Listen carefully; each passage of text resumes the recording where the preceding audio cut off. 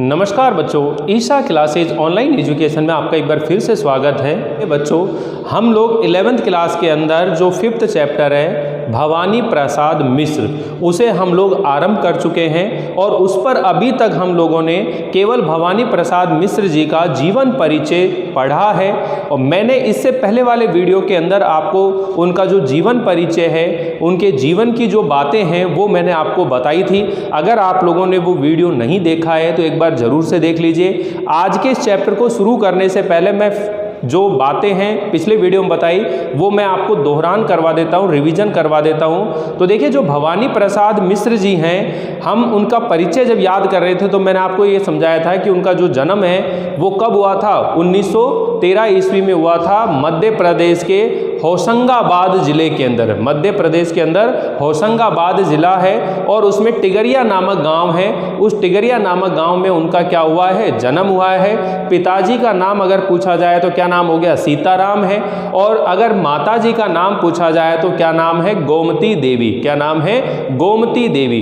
तो देखिए, उन्होंने बीए तक की शिक्षा प्राप्त करी थी। उसके बाद में वो जो 1942 के अंदर एक भारत छोड़ो आंदोलन चला था, गांधी जी ने चलाया था, उस आंदोलन से जुड़ गए थे और वो कहाँ चले गए थे, जेल चले गए थे। अब जेल में जब गए थे तो वहाँ उनको जो अनुभव हुआ, ठीक है, वहीं ये कविता जो है एक लिखी उन्होंने, जिसका नाम है घर की याद। उसे अपने घर की याद आती है और घर के जो एक एक सदस्य हैं वो उसकी आंखों के सामने जो हैं वो तैरने लगते हैं, मतलब उनकी याद आने लगती है। ये बातें बच्चों जो मैं बता रहा हूँ इसको ध्यान से सुनते हुए चलें, वीडियो बिल्कुल भी स्किप ना करें। अगर आप ये चाहते हो कि आपको ये कविता पूरे अच्छे ढंग से समझ में आ जाए तो आप लोग पूरे ध्यान से कॉन्सेंट्रेट करके चीज़ों को समझने की कोशिश करें। इसके अंदर मैंने देखिए बहुत सारे क्वेश्चन भी लिखे हुए हैं यहाँ पर, ये क्वेश्चन भी हम लोग सोल्व करने वाले हैं। लेकिन उससे पहले हम लोग ये कविता का जो है हिंदी अनुवाद करेंगे। आपको मालूम है कि आपका जो 11th क्लास है इसके अंदर जो पेपर का पैटर्न है इस साल चेंज हो गया है। आप 10th क्लास के अंदर जब पेपर देते थे तो उसमें व्याख्या करते थे, लेकिन अब जो 11th क्लास में आपका पेपर होगा उसमें व्याख्या करने को आपको नहीं मिलेगी। उसके अंदर आपको इस तरह से एक पैराग्राफ दिया जाएगा, जैसे मैंने 1 और 2 ये 2 पैराग्राफ बनाए यहाँ पर, तो इस तरह एक पैराग्राफ दे दिया जाएगा और उसके नीचे अर्थ ग्रहण या सौंदर्य बोध से संबंधित इस तरह के क्या दिए जाएंगे, आपको प्रश्न दिए जाएंगे और उसका जवाब जो है उस कविता को पढ़कर, वो अंश को पढ़कर और आपको उत्तर देने होंगे। ठीक है, साथ में जो क्वेश्चन आंसर आते हैं वो तो आएंगे ही, लेकिन व्याख्या नहीं आएगी। कहने का मतलब ये है बच्चों।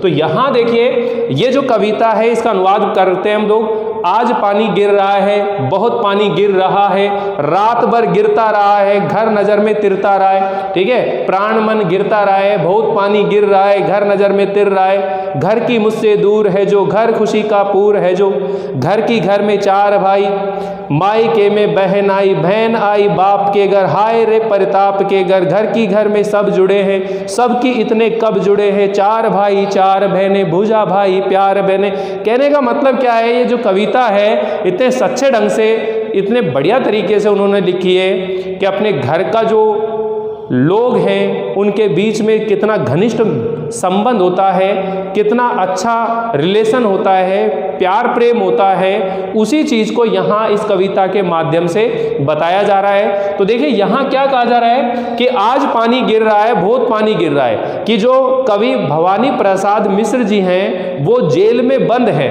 कारावास में बंद है। ठीक है, और वहीं क्या होती है, बारिश होती है।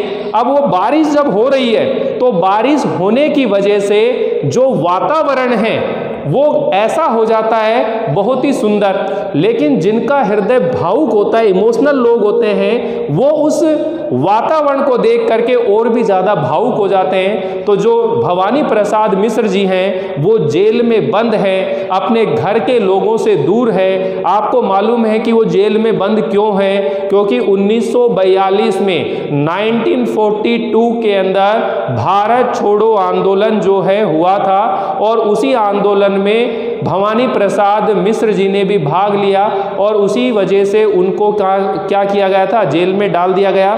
जेल में बंद हैं, बारिश हो रही है और वहीं उनके आंखों के सामने आंखों के सामने याद के रूप में, यादें आती है ना, तो उनके घर के जितने भी सदस्य हैं वो एक एक कर उसकी आंखों के सामने तैरने लगते हैं। इसी चीज को वो बताना चाह रहा है। आगे क्वेश्चन भी आएंगे कि वो जेल में क्यों बंद है, उसके घर पर जो है बहन क्यों आई होगी, ठीक है, ये सारे क्वेश्चन आएंगे। बहुत सरल कविता है, लेकिन सिर्फ और सिर्फ इसका कॉन्सेप्ट समझ में आना चाहिए, तो फिर हम लोग आगे चल करके इस कविता को बहुत अच्छे तरीके से सीख जाएंगे।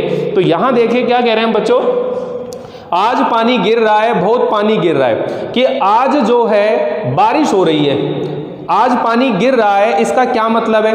अगर आपसे कहे भाई आज पानी गिर रहा है, इस पंक्ति का क्या मतलब है, तो आपने बताना है भवानी प्रसाद मिश्र जो हैं वो जेल में बंद हैं और वहाँ बारिश हो रही है, और उस बारिश को देख करके वो ये कहता है कि आज बहुत बारिश हो रही है, आज पानी गिर रहा है, बहुत पानी गिर रहा है। तो बहुत पानी गिर रहा का मतलब क्या हो गया कि आज बहुत बारिश हो रही है, बहुत तेज क्या हो रही है, बारिश हो रही है, और रात भर गिरता रहे, और इतनी बारिश हुई है कि पूरी रात बारिश हुई है, रात भर बरसात होती रही है, प्राण मन घिरता रहे।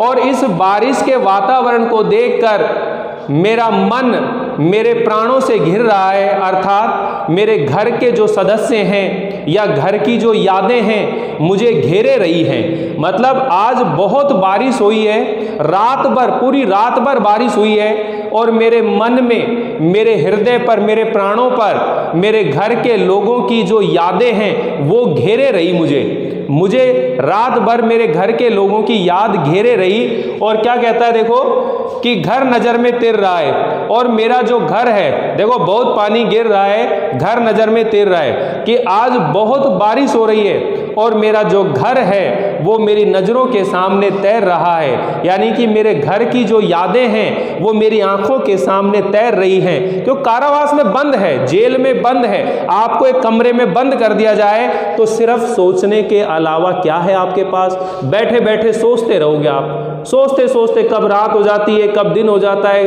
कुछ पता ही नहीं लगता। जेल और हॉस्पिटल, जेल और हॉस्पिटल, जब कैदी हॉस्पिटल में, वो जेल में जाता है और जो मरीज कहाँ जाता है, हॉस्पिटल में जाता है, तो वो अंदर ही अंदर तड़पड़ाता रहता है कि कब मैं यहाँ से आज़ाद होकर बाहर जाऊँगा और मैं अपने उसी यार दोस्तों में, अपने घर परिवार के लोगों के साथ मिलूँगा।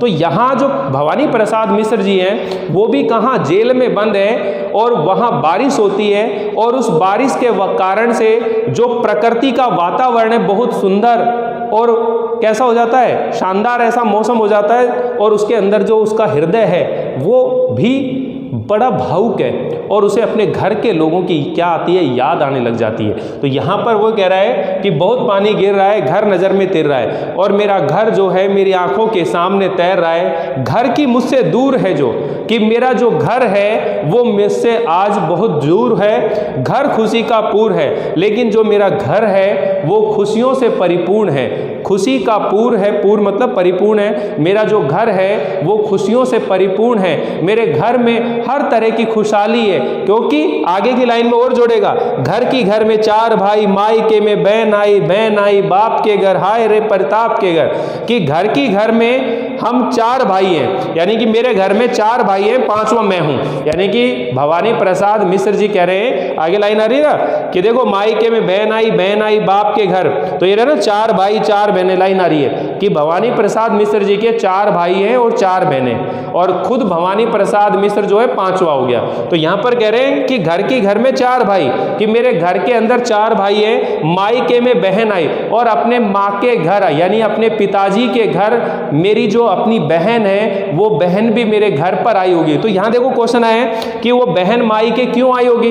अब किसी बहन को ये मालूम चले कि उसके भाई को जेल हो गई है, तो उसकी बहन जो है उसका समाचार पूछने आएगी या नहीं आएगी, यानी कि उसके समाचार को पूछने आएगी भाई। अगर कोई बीमार है, हॉस्पिटल में एडमिट है, तो उसके जो लोग होंगे अपने, वो उससे मिलने जाएंगे नहीं जाएंगे। तो ये क्वेश्चन देखो कि कवि के कितने भाई बहन हैं, तो कवि के चार भाई और चार बहनें। और बहन मायके क्यों आई होगी, और बहन अपने मायके क्यों आई होगी, क्योंकि जब बहन को इस बारे में पता चला होगा कि उसका भाई भवानी प्रसाद जेल में बंद है, तो उसके समाचार लेने के लिए वो घर आई होगी।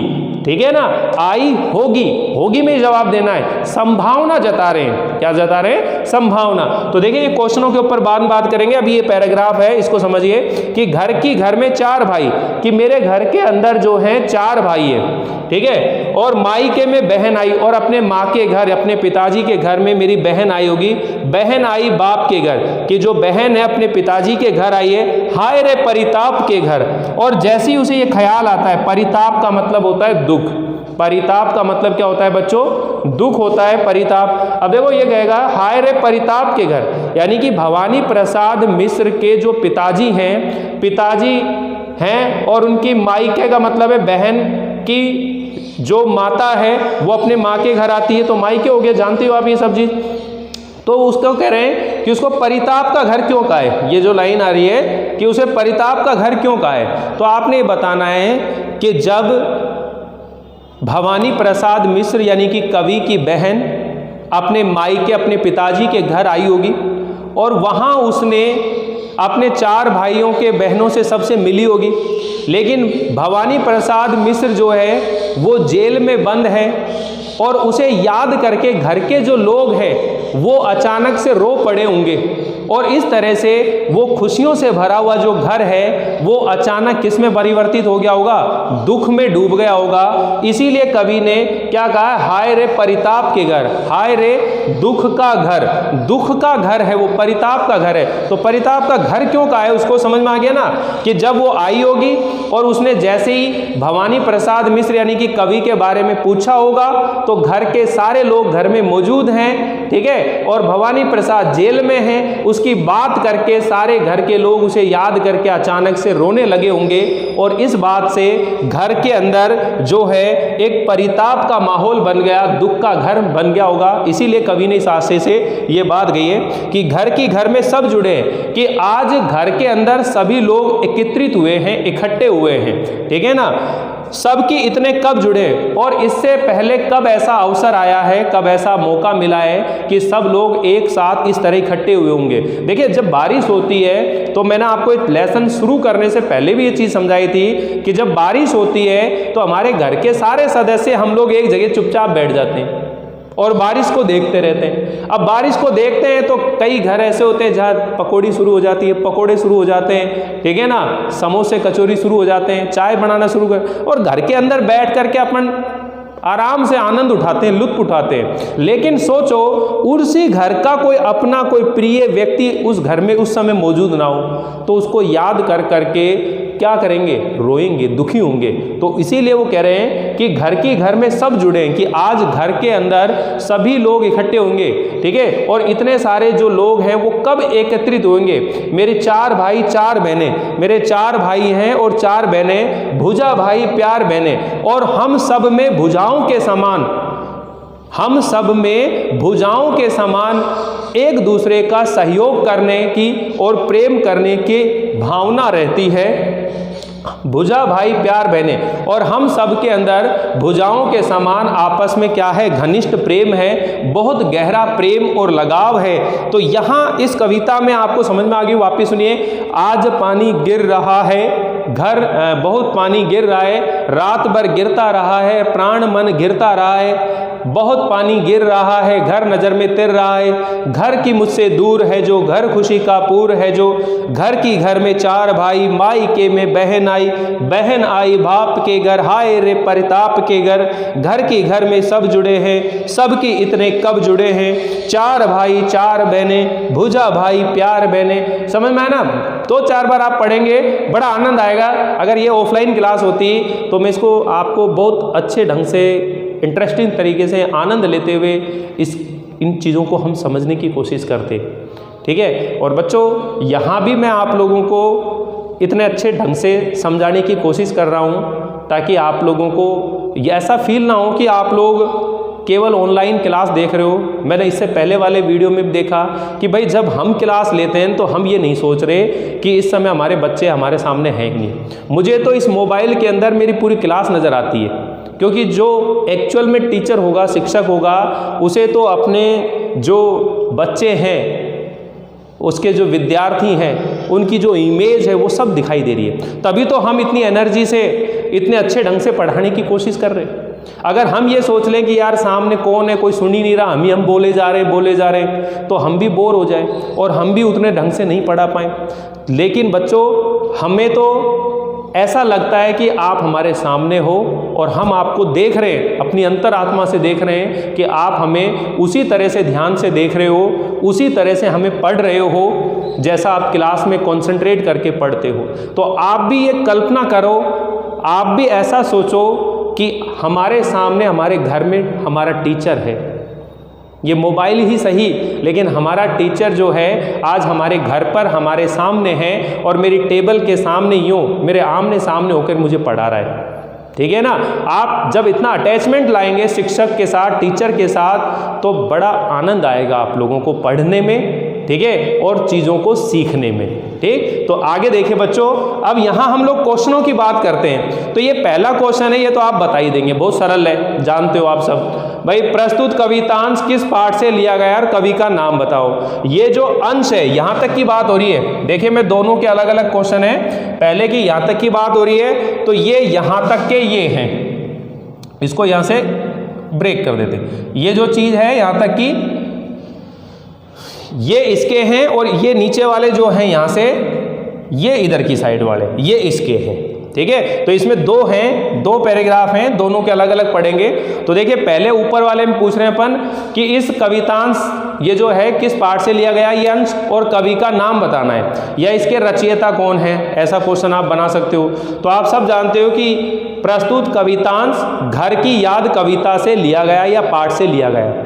प्रस्तुत कवितांश घर की याद पाठ से लिया गया है। कवि का नाम बताना है। इसके कवि कौन है? भवानी प्रसाद मिश्र है। इसके कवि कौन है? भवानी प्रसाद मिश्र। तो ये आप कर लोगे। बरसात को कवि कहाँ से देख रहा था?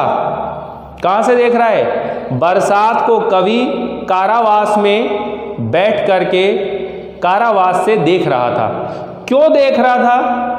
क्योंकि भारत छोड़ो 1942 में जो भारत छोड़ो आंदोलन था, उसके कारण कवि को जेल में जाना पड़ा, कारावास में जाना पड़ा, इसलिए देख रहा था।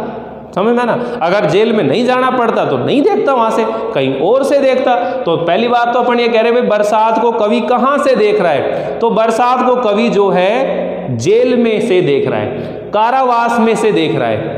ठीक है, कहाँ से देख रहा है? कारावास से देख रहा है। और क्यों देख रहा है? क्यों देख रहा है? क्योंकि 1942 ईस्वी में भारत छोड़ो आंदोलन में हिस्सा लेने की वजह से वो जेल में गया था, इस वजह से देख रहा है। समझ में आएगी? बहुत आसान है, कर लोगे आप। ठीक है, पानी बहुत गिर रहा है से कवि का क्या अभिप्राय? पानी बहुत गिर रहा है से कवि का अभिप्राय है कि बहुत बरसात हो रही है, बहुत बारिश हो रही है, बहुत तेज बारिश हो रही है। ठीक है ना? बरसात, पानी बहुत गिर रहा है से कवि का क्या अभिप्राय? समझ में आ गया ना? बहुत बरसात हो रही है। कवि की आंखों में घर क्यों तैरने लगा? कवि की जो आंखें हैं उसमें घर क्यों तैरने लगा? क्योंकि कवि जो है जेल में बंद है, और जब वहाँ बारिश होती है तो उस वातावरण में उसे घर के सारे लोग जो हैं वो याद होने लगते हैं। ठीक है ना? यादें आने लगती है और उसका घर उसकी आंखों के सामने तैरने लगता है। तो आप ये भी कह सकते हो कि वह ऐसा भावुक हृदय वाला व्यक्ति है जिसकी वजह से, भावुकता की वजह से उसे अपने घर के लोगों की क्या आ जाती है? याद आ जाती है। तो ये चारों क्वेश्चन मैं बोल रहा हूँ, फिर से बोल रहा हूँ, और आप लोग इसे सुने और अपने रजिस्टर में नोट करना है। तो पहला जो क्वेश्चन है वो मैंने आपको बता दिया, इसका उत्तर सिंपल है, आप बता देंगे। घर की याद कविता पाठ से लिया गया है और कवि का नाम भवानी प्रसाद मिश्र है। बरसात को कवि कहाँ से देख रहा है? बरसात को कवि कारावास से देख रहा है। क्यों देख रहा है? क्योंकि वो 1942 भारत छोड़ो आंदोलन में कहाँ गया था? जेल गया था। ठीक है, के दौरान कारावास में कैद था, जेल में बंद था। तीसरा क्वेश्चन है, पानी बहुत गिर रहा है से कवि का अभिप्राय क्या है? कवि का अभिप्राय है कि बहुत अधिक बरसात हो रही है। इस बरसात में कवि अकेला है और उसे अपने घर के सदस्यों की याद आ रही है। चौथा क्वेश्चन है, कवि की आंखों में घर क्यों तैरने लगा? तो आप बता देंगे, कवि कारागार की कोठरी में अकेला कैद है। कवि जेल में अकेला कैद है। बरसात बरसते पानी में उसे घर की याद आ गई क्योंकि उसके लिए उसका घर खुशियों का पूरा भंडार है। ठीक है, दोबारा सुन लीजिए, कवि कारागार की कोठरी में अकेला कैद है और जब पानी बरसता है तो उसे घर की याद आ जाती है क्योंकि उसका घर खुशियों से परिपूर्ण है। अब देखो अगला क्वेश्चन है बच्चों यहाँ पर सौंदर्य बोध के प्रश्न। तो ये कह रहा है कि भाई भाव सौंदर्य बताओ। तो लिखो इसके अंदर भाव सौंदर्य में लिखिए आप लोग कि इसमें जब कवि जेल में था तो बरसात होने पर उसके हृदय में पुरानी यादें ताजा हो गई। जब कवि जेल में था तो बरसात होने पर उसके हृदय में पुरानी यादें ताजा हो गई और घर का प्रत्येक सदस्य उस बरसात को देखकर भावुक हो जाता है और वह मधुर स्मृतियों से, यादों से दुखी और व्यथित होने लगता है और कवि की भी यही स्थिति है। दोबारा सुन लीजिए, कवि जेल में था तो बरसात होने पर उसके हृदय में पुरानी यादें ताजा हो गई क्योंकि सहृदय जो व्यक्ति होता है वह बरसात को देखकर और भी ज़्यादा भावुक हो जाता है और उसे अपने जो मधुर यादें हैं उसे व्यथित करने लगती हैं और कवि की भी यही स्थिति हो रही थी। अलंकार पूछ रहा है तो वर्णों की आवृत्ति होने से अनुप्रास अलंकार है। घर घर शब्द आ रहा है बार बारी में, ठीक है, तो यहाँ यमक अलंकार भी है। तो दो लिख लेना आप लोग, एक तो अनुप्रास अलंकार है, वर्णों की आवृत्ति हो रही तो अनुप्रास अलंकार है, और घर घर शब्द जो है ये रिपीट हो रहा है, शब्द की आवृत्ति हो रही है शब्द की, इसलिए यमक अलंकार है। ठीक है, यमक अलंकार और अनुप्रास अलंकार, दो अलंकार लिख देना। आगे सुनो, भाषा सौष्ठव, ये आप लोग ध्यान रखो, क्लियर है ही आप लोगों को, ये बार बार ही आपको लिखने की जरूरत नहीं है, आप ये एक बार समझ जाइए। ये वाला जो 3rd नंबर का क्वेश्चन है ये करने की जरूरत नहीं है, एक बार कर लो एक बार में कि भाई इसकी भाषा सरल, सुबोध वह प्रवाहमयी है। लवकुश, पिछले वीडियो मैंने भी बोला था आप कुछ मिस्टेक कर रहे हो, कुछ बच्चे जो लिखने में गलतियां कर रहे हैं। मैंने देखो ये लिखना कैसे है, सरल सुबोध इस ढंग से लिखा जाता है, सरल सुबोध एवं प्रवाहमयी। भाषा जो है सरल सुबोध एवं प्रवाहमयी है। ठीक है, इस पद में मधुरता, सरसता, गेयता है। तो देखो मधुरता ऐसे लिखेंगे, सरसता ऐसे लिखेंगे और गेयता ऐसे लिखेंगे, गेयता, गे के ऊपर एक ही मात्रा गेयता।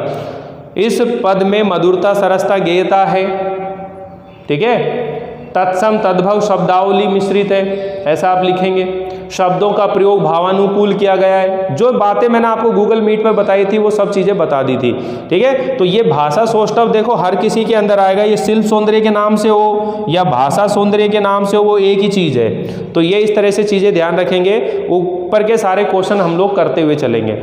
अब देखिए यहाँ जो 2nd पैराग्राफ है इसके क्वेश्चनों के बारे में हम लोग बात करते हैं। तो ये पैराग्राफ आपको समझ में आ रहा है, घर की घर में 4 भाई हैं, मायके में बहन आई है, अब अपने माँ के घर बहन आई है, बहन जो अपने पिताजी के घर आई है, हाय रे परिताप के घर। तो परिताप का घर क्यों कहा है समझ में आ गया कि जब वो बहन अपने घर पर आई होगी, घर के सारे लोग उसे मिले होंगे, लेकिन वहाँ भवानी प्रसाद मिश्र नहीं है, तो उस कवि को याद करके उसकी बात करके घर के लोग रोने लगे होंगे और इस तरह से वो घर का जो खुशी से भरा हुआ जो घर है वो किस में बदल गया, दुख में बदल गया होगा। इसीलिए कवि ने उसे परिताप का घर कहा है।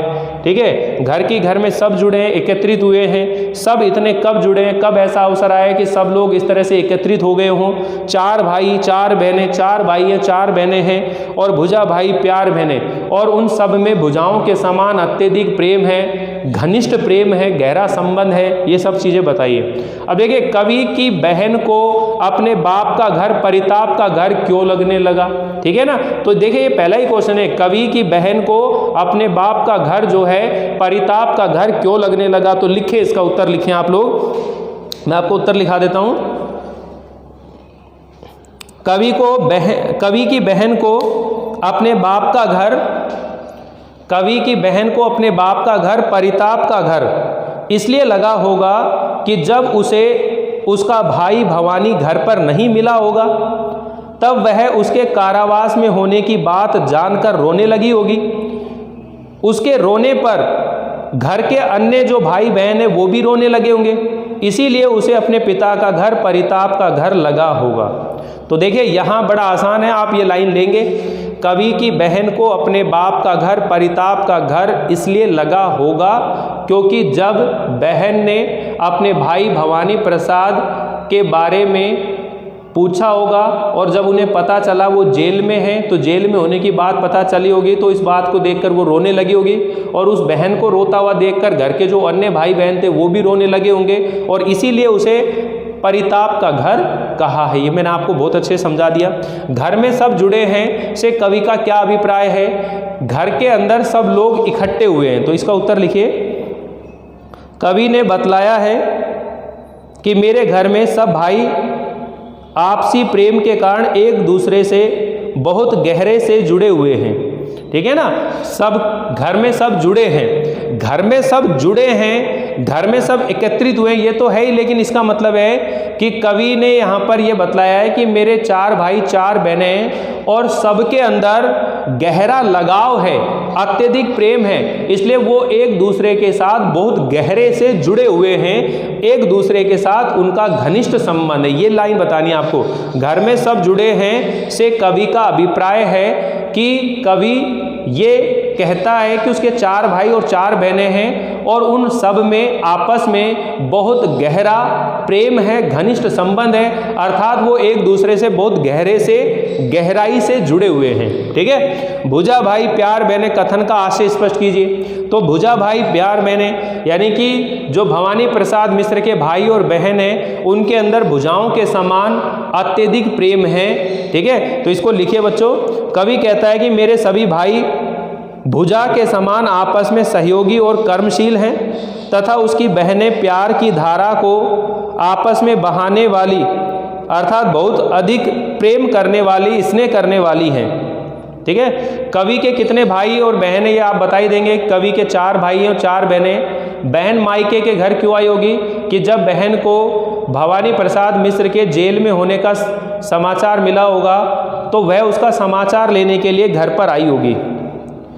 भवानी के कारावास में होने की बात सुनकर उसका समाचार लेने के लिए आई होगी, ये बात आपको बताना है। अब देखिए यहाँ पर कह रहे हैं इस पद्यांश का भाव सौंदर्य बताइए, तो भाव सौंदर्य में लिखिए इसके अंदर आप लोग, इसमें कवि ने अपने घर के स्नेहमय परिवेश का, दोबारा सुन लीजिए, इसमें कवि ने अपने घर के प्रेमपूर्ण परिवेश का तथा अपने भाई बहन का सुंदर स्मरण कर बतलाया है कि उसे घर पर न देखकर बहन को परिताप हुआ होगा। ये कथन अनुभूतिमय है।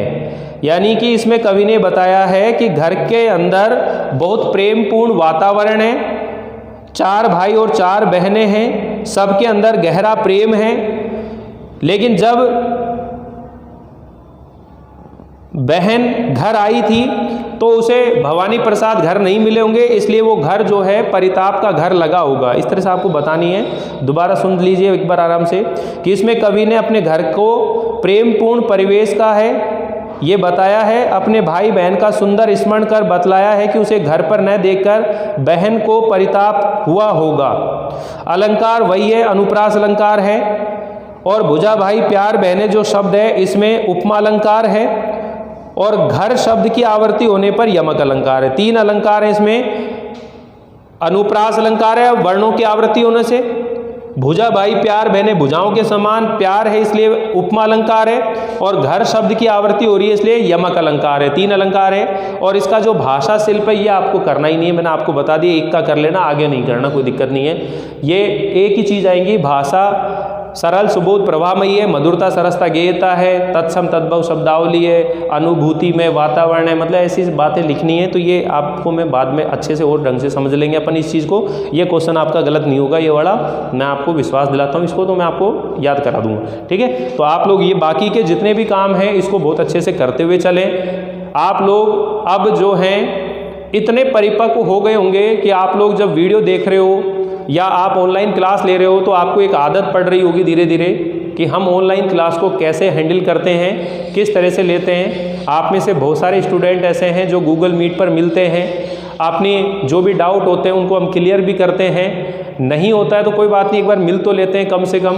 तो आप सभी जब भी गूगल मीट पर मीटिंग होती है हम लोगों की, तो आप ज़रूर से ज़रूर उसे ज्वाइन कीजिएगा, उससे जुड़िएगा, ताकि हम आपस में एक दूसरे के साथ बहुत अच्छे से जुड़ सकें, लगाव हो सके एक दूसरे से। क्योंकि गुरु और शिष्य का संबंध केवल इतना ही नहीं होता है कि शिक्षक ने आपको पढ़ाया, आपने उसकी क्लास ली और संबंध खत्म। गुरु और शिष्य का संबंध तो लगातार जीवन भर साथ रहता है, ठीक है ना। तो इसलिए हम सब एक दूसरे से जुड़े रहें। एक दूसरे से जुड़ने के लिए एक दूसरे पर विश्वास जरूरी है। इसलिए हम जो आपको पढ़ा रहे हैं उस पर विश्वास करके आप लोग पढ़िए। उम्मीद है आप लोगों को ये सब चीज़ें अच्छी लगती होंगी। कोशिश करें जो आपके दोस्त हैं जो नहीं देख पा रहे हैं उनको भी मोटिवेट कीजिए, देखें, ताकि सारे स्टूडेंट जुड़ें। माहौल जिस तरह का चल रहा है उस तरह में हमें परिस्थितियों में इसी तरह से काम चलाना पड़ रहा है और आपको चलाना पड़ेगा, ठीक है। अगर हमें अपना साल बचाना है तो इसी तरह पढ़ाई करनी पड़ेगी। तो उम्मीद है आप लोगों को ये बातें अच्छी लग रही होंगी। जो पाठ मैंने पढ़ाया समझ में आ गया होगा। मिलते हैं अगली बार इससे आगे की कविता के अंश को लेकर। तब तक के लिए थैंक यू, धन्यवाद। लेकिन अगर चैनल को सब्सक्राइब नहीं किया है तो सब्सक्राइब ज़रूर कर दीजिए ताकि आपको समय पर नोटिफिकेशन मिलते रहें।